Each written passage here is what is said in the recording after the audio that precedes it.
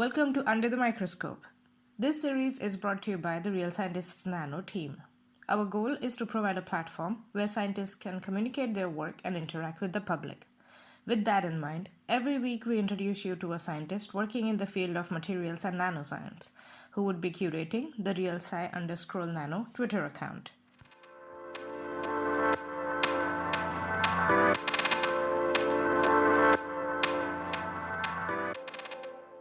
Hi everyone. Today we have with us Pablo Ares, who is an assistant professor at the Condensed Matter Physics Department at the Autonomous University of Madrid in Spain. Hi Pablo, how are you? Hi, hello, fine, thanks. Great. Let's continue talking about your science actually. So let's start by understanding your scientific career so far. So tell us how you got to where you are today, an assistant professor at the University of Madrid. Okay, so well, my scientific trajectory is not the standard one, let's say, because typically I would say you get your degree, maybe you do a master, then you get a PhD, go for a postdoc, and go on and so on. But in my case, I was studying physics in Madrid at the Universidad Complutense, at the Complutense University of Madrid. And during my last year, I saw some advert on the faculty wall for a Spanish company looking for a last year student to incorporate to the company. And I just had a look, and it was a company, a high-tech company, let's say, but a small one, a Spanish one, making scanning probe microscopes. And I was one of my let's say lectures on that last year was microscopy techniques, and I had studied that things on that subject, and I love them. So I said, okay, that could be. I mean, I had some feelings to start a PhD, but I was not sure about that, and maybe that company allowed me to be, let's say, be close to research and development, but not in a PhD. So I was working in a company, so I decided to apply. And I was very lucky because they decided to hire me. So I was working for the company for, I would say, 11 years. And at that time, I had a chance to meet many researchers, to do some collaborations with them, to do some research, mainly development, to learn a lot of different aspects of the scanning probe techniques, mainly AFM. But unfortunately, in 2014, the company, closed because of this global crisis that started in 2008, more or less, I guess. So at that time, one of the owners of the company, who was a professor at Universidad Autónoma de Madrid, at the Autonomous University of Madrid, offered me the possibility to continue some of the research I was doing in my part-time, let's say, in the company, to continue it in his lab and got a PhD. So he had an opening at the time at the university, so I just, okay, they said, it's fine. He said, you can get the PhD, and then, well, you do whatever you want. I mean, so in 2014, I joined the Autonomous University as an assistant, let's say, to get. I also did some teaching and also get my PhD, mainly with using AFM and developing AFM to study different nanomaterials, 1D, 0D, 2D. So that's why from my time at the company, I also had a lot of opportunities to interact with different researchers doing many different things. So I'm interested in any kind of nano things. That's my point. So I got my PhD in 2017. As I told you, mainly with AFM and 2D materials in the end. So one of the main achievements at that time was the isolation for the first time of Antimony, a novel 2D material. We talked about this in the short podcast, let's say. And so that's something which I'm really proud of, let's say, because it was predicted to have very interesting properties, but nobody was able to isolate it. So we were the first to do it, and we opened the field on that, let's say. So once I got the PhD in 2017, I had the opportunity to join the Graphene group at the University of Manchester. So that was, an awesome opportunity because working on 2D materials, to be able to join the Graphene group where the graphene was isolated for the first time with the Nobel Prizes working there, all the ambient there around these novel 2D materials and things was kind of incredible opportunity. So I moved there as a research assistant at the beginning, and then when I was there, I got a Marie Curie fellowship. So in the end, I was almost there for 3 years. And at the end of last year, at the end of 2020, I finished the Marie Curie and I got this assistant professor position at the Autonomous University. So I came back to Madrid, and that's where I am now. So. Wow, that's quite an interesting path you've had. I mean, from starting with industry, like solid industry experience of more than a decade, and then entering academia. But you were, anyways, part of the academia, the cool kids. So Yeah, I mean, the good point of the company, it was that it was a small company, very focused on development and also with a strong links with research. So it gave me the opportunity to see to meet a lot of researchers and also did some collaborations in their research. And also sometimes during my company time and also in my part-time, let's say, I could did some research on my own. So in the end, when the company closed, it was not that strange to continue this thing I was doing, let's say, for fun. So right. Now you're doing that as part of the job. Like that's your job now. The cool thing on the side is now your day job. So sure. So that's really cool. That's really fascinating. So, I mean, you talked about your journey, and of course, you have been working with scanning probe microscopies or AFMs in general.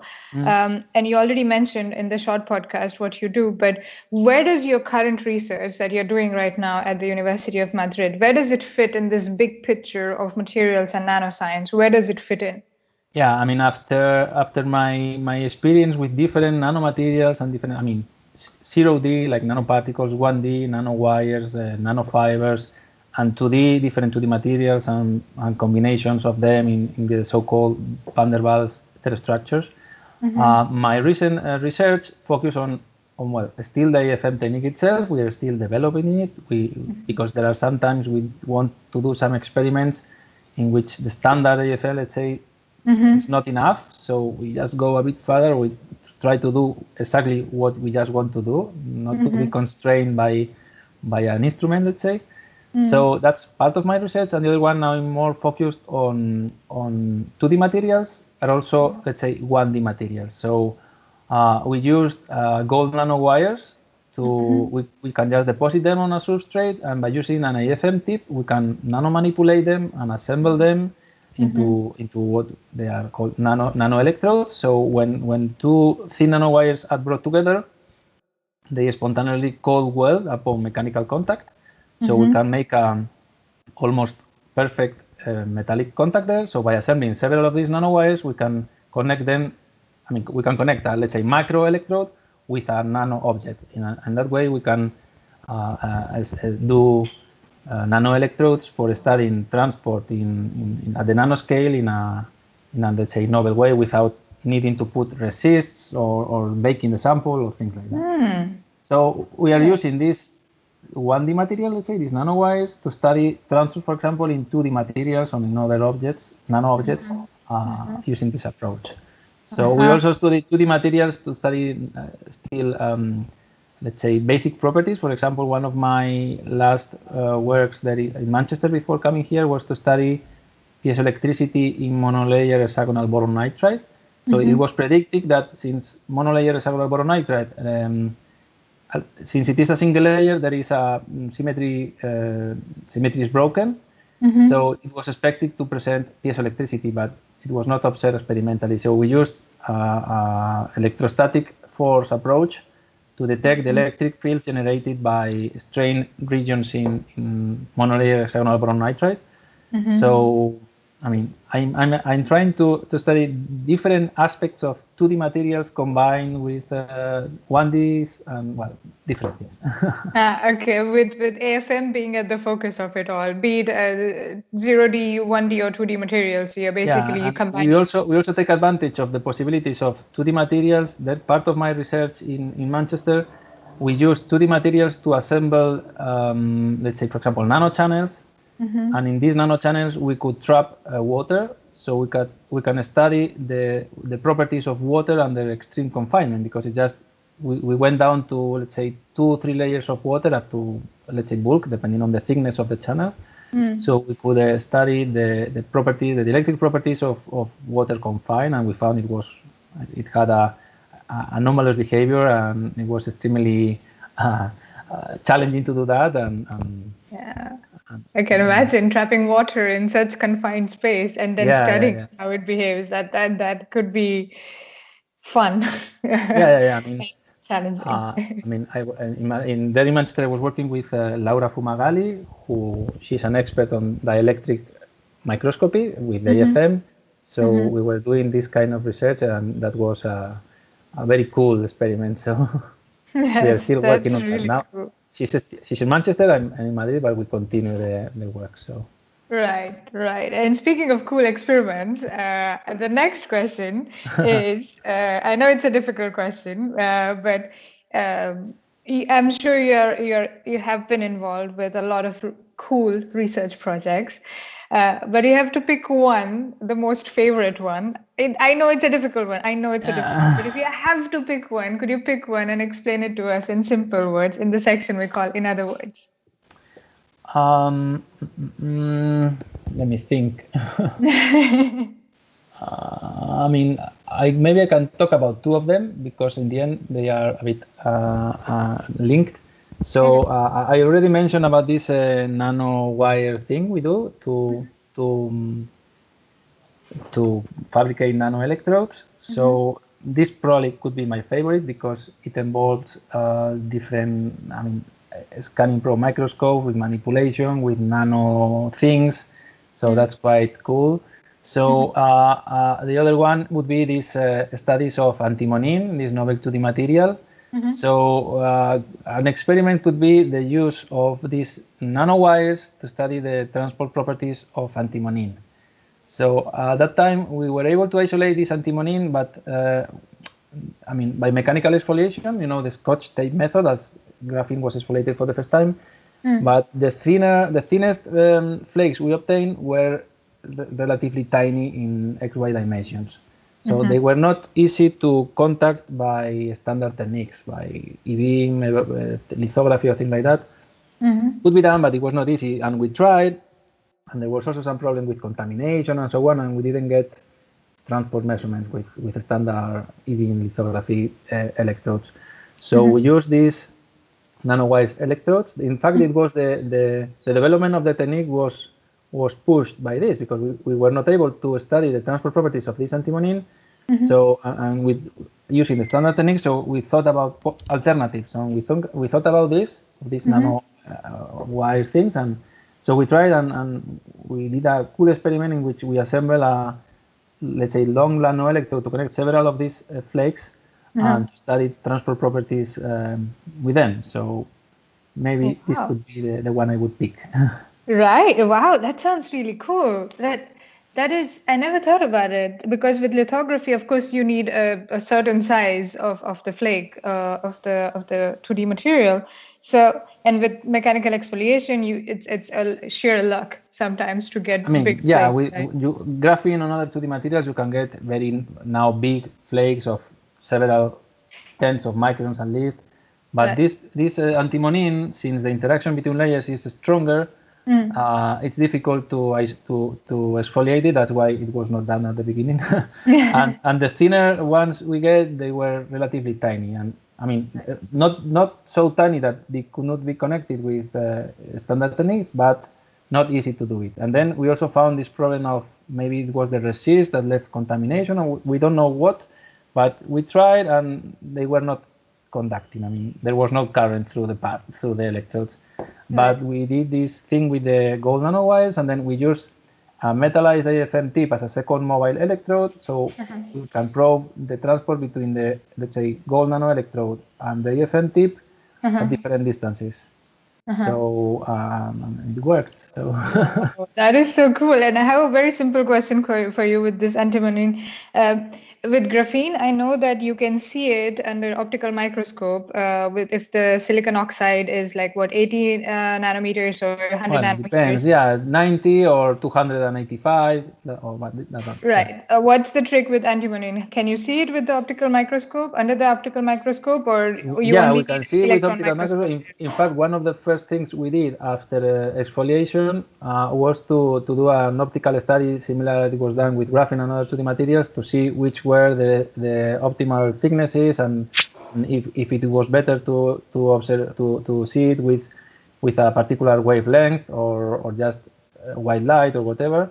In the end, what we observed is that it was something, I mean, not exactly maybe the same ranges, but similar to graphene. The problem was that the monolayers we found were just, let's say, terraces on other bigger flakes. So optically, we could not distinguish them. Typically, what we see is that with the optical microscope, we see bigger flakes and thicker of the order of maybe, I don't know, up to 10 nanometers or something like that. And then when scanning with AFM around these bigger ones, we usually find thinner ones and smaller ones, which can contain maybe a small part with one layer or two layers or things like that. So Okay. yes, So you the need monolayer region it was quite small, let's say. That's the truth. Okay, okay. Wow. Okay, so even to locate it, you need you can't just do it with optical microscope. You need the scanning probe Yeah, I mean, microscope. with the optical microscope, we see let's say the bigger The flakes, big then we ones, go yeah. there with the AFM, and around the bigger flakes that are Just do optically the scan visible, there. we scan and we see the smaller ones. Okay. Wow, this is more complicated, way more complicated than I would have thought. Well, I can imagine why you picked this as one of the projects that one of the favorite ones. Let's just put it that way. Let's not play favorites here. Um, Awesome. Thank you for sharing that. And I said this before as well. I mean, you are doing quite a lot of interesting projects, and you clearly like to do the research because after industry, you came back, like you did your Yeah. PhD, and now you're an active researcher. But as a scientist, research is one big aspect of your life as a scientist. But other than that, what else do you like as being part of a scientist, an active scientist, other than the research aspect of it, going in the lab and doing the work? What else do you like? Yeah, well, one of the things I like is the let's say creativity we have to have. For example, this thing we came up. Let's try to do these things with the nanowires, and we were able to assemble them and do these nano electrodes. So we're always thinking on things to let's say solve problems in the end. In this case, related to science, but I mean could be other things. So and for that, the one of the things I like most is to be doing new things every day, let's say, not to be stuck on one thing every day. I just don't have to move this from this place to the other, and I'm doing that thing 100 times a day. I'm doing new things every day, let's say, more or less, not every day, but but Almost every we are day. always thinking in new things to do and how we can do this or how can I study this other thing that I'm interested in. So that's one of the things I like most. And the other one is just the possibility to just to talk with other scientists and or with other people. I mean, sometimes it's not a scientist, someone you are talking about your things and seeing from a different point of view, they can give you a very good idea. So to share the results, to share the ideas, to share what you're doing with other people, it's also something I enjoy quite a lot. That's really nice. Yeah, creativity and communication and collaborating with other Yeah. people. That's You're right. I mean, we rarely speak about how much creativity one needs to be a scientist. You need to solve, like what you mentioned with the antimony, to put these contacts. This is creative work. This is like an artist's work. You have to be creative and innovative in order to solve the problems, the scientific problems. So yeah, I'm glad that you like that. That's really good. Yeah. That's really good. So. Pablo, if I were to ask you, what advice would you give to the researchers or kids or scientists starting out now? Could you share? Yeah, sure. Well, if they have been listening to the podcast, they have realized that I've been working in many different things.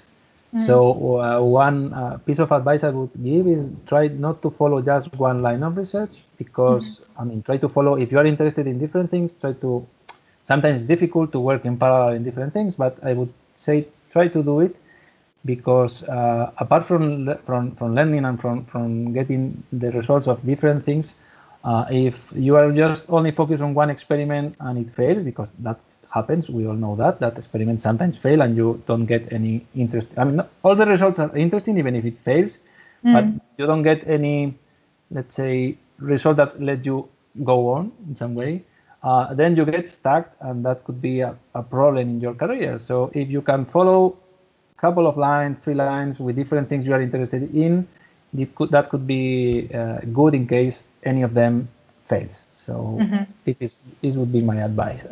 Right, to have like backups, like plan B, plan Yeah, C. maybe you have, of course, you may have your main experiment, your main line of research, but maybe you have a side experiment that in the end could be, that side experiment could be your main experiment. For example, let's see, graphene. Graphene was just a side experiment like we're doing on Fridays after Friday evenings. Like, let's try different things, and in the end, see what it became now. So, Right. that's my advice. That's a really good piece of advice. Absolutely. And as you mentioned, graphene came out, the Nobel Prize, the discovery behind the Nobel Prize came out of what, Friday afternoon experiments, like Yeah. fun things.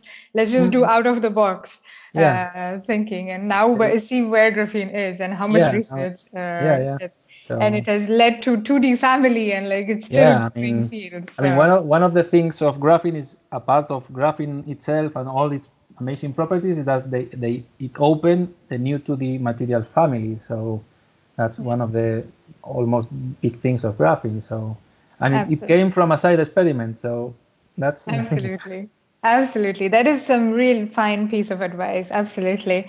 Pablo, I hope your research experience has been wonderful. It sounds like it has been wonderful so far, and I hope it yeah. will continue to be wonderful in the future as well. However, if you had 3 wishes to improve your research experience, what would you ask for? And I'm not promising anything here, okay? Yeah. Well, as I told you, I think up to now I'm very fortunate, because I've been able to work in different, I mean, in industry, research, academia, and I've been very lucky because I have met very good researchers and very good people in all these different areas. So I have learned a lot from many different fields, all of them related to nano, but in the end different fields and different people. So in that sense, I'm very lucky. I cannot complain at all of anything. If I would have to ask for something, I mean, I would say just to be able to have more time to learn more things. Let's say I would like to. I mean, I'm mainly use scanning probe microscopes, but I would like to. I also use another techniques, but maybe not in all the depth I would like. So I would like, if I had more time, or I would like to learn more in depth, Raman spectroscopy, or to use, I don't know, FIV, a FIB system to do nano things with other techniques, or to learn to go, I mean, not in depth with theoreticians, because I'm a poor experimentalist, let's say. But to, for example, these kind of programs like COMSOL to do finite element analysis. I have some idea, I can do some things, but to go deeper on that, or, I mean, that would be my wish, to have more time to see other techniques or other things with a more Yeah. profound way. Yeah. Right. Yeah, that makes sense. So you only have one wish to know a bunch of tools Yeah. or ways to go in depth. You only have that wish. No second or third Yeah, as wish. I told you, I mean, in my trajectory, I think I'm very lucky, very fortunate the way it has gone, the people I've met, the things I've worked in. So, yeah, I think it's fine. Okay, I don't, I'm I glad to don't, hear that. yeah. I'm glad to hear that. And I hope you have more time. Or let's just put it that way, that you just learn super quickly. Like one day you spend with the focused ion beam and you just, everything is absorbed. Everything is, That would be perfect, that would yeah. be perfect, right? That's the wish, yeah. If I go one day with a focus ion beam and learn it, wow, that would be awesome. That would be If I amazing. go one day with Raman spectroscopy and I learn all the details of Raman and how to interpret all the peaks and everything, that would be perfect. Or also, I had some experience. I've been at synchrotron facilities, but of course I'm not an expert at all. So, but to be able to know more about the synchrotron radiation experiments and to interpret them better, all that things would be, of course, perfect if I just, like in Matrix, that they just plug a cable to you and download whatever. Helicopter piloting, and you became an expert in piloting a helicopter, thing like that. I don't know.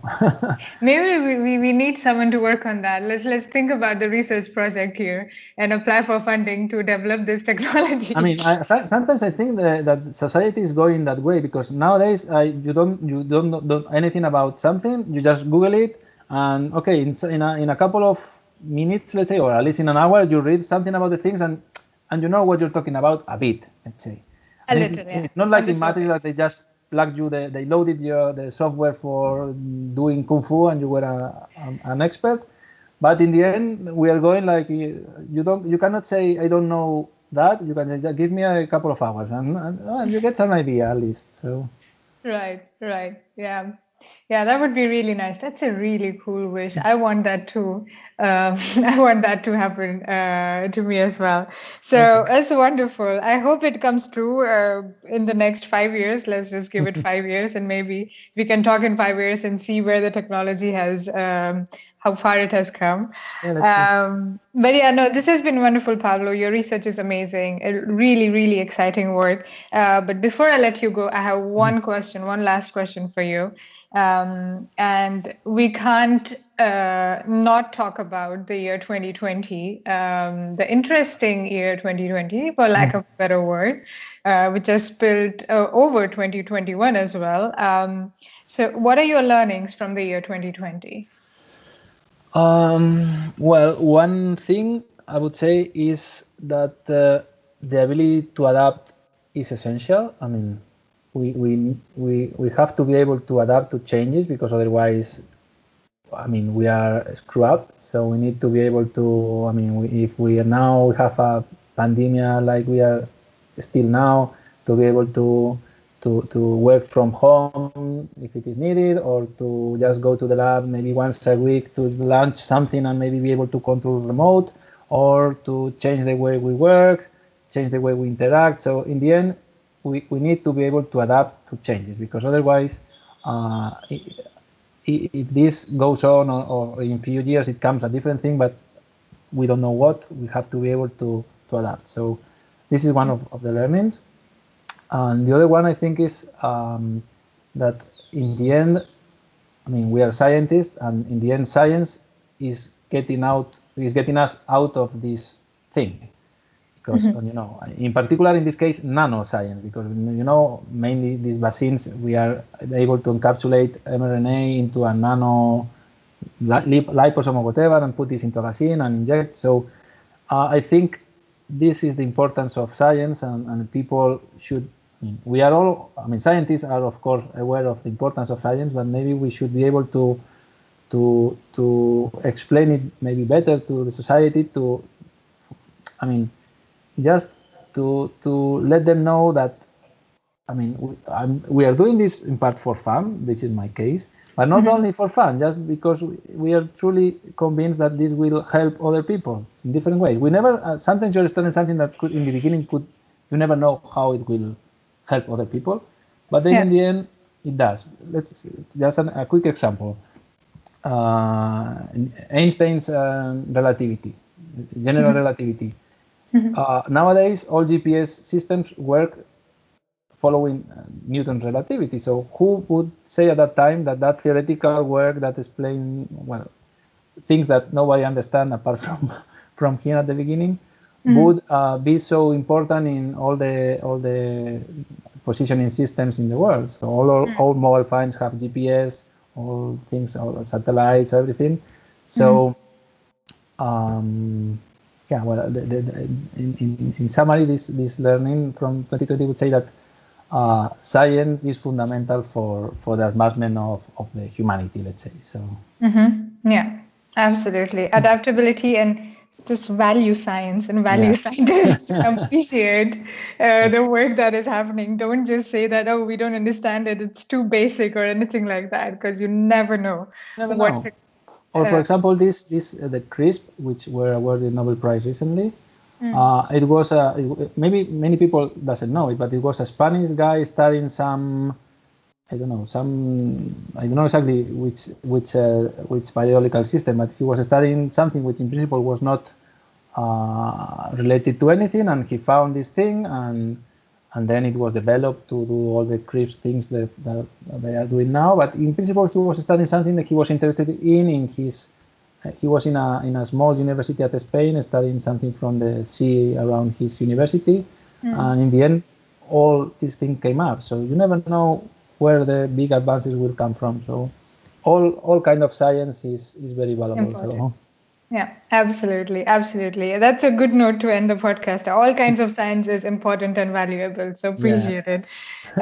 Thank you very much, Pablo. This has been wonderful. Looking forward to having you on Real Scientist Nano. you're welcome. Thanks a lot.